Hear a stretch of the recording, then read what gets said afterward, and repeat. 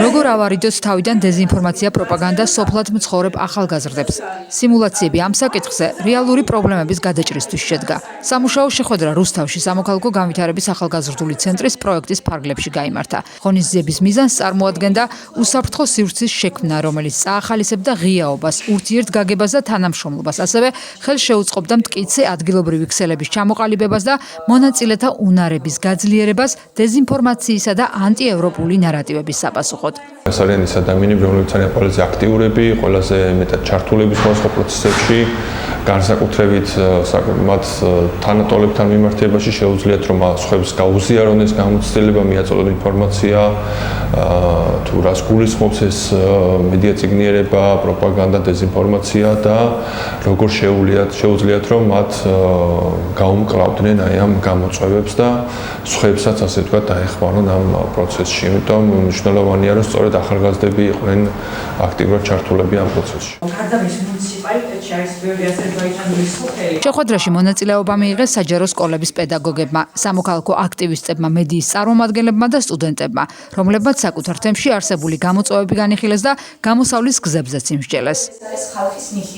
განსაკუთრებით ბევრი გვაქვს სამუშაო სოფლად მცხოვრებ ახალგაზრდებთან, განსაკუთრებით მინდა გამოვყო ქვემო ქართლის სოფლები და შიდა ქართლში საოკუპაციო ხაზს მიმდებარე სოფლები, იმიტომ რომ მე გორიდან ვარ, ამიტომ შიდა ქართლზე ვისაუბრებ, ამ შემთხვევაში საოკუპაციო ხაზს მიმდებარე სოფლებში ადამიანებთან, რომლებთანაც მე მაქვს შეხება, ხშირ შემთხვევაში მაქვს ხოლმე ზუსტად ეს პრობლემა, რომ მათ არ აქვთ წვდომა სოციალურ ქსელებთან, მათ არ აქვთ წვდომა ინტერნეტ პლატფორმებთან და მათი ძირითადი დასაყრდენი არის რუსულენოვანი არხები.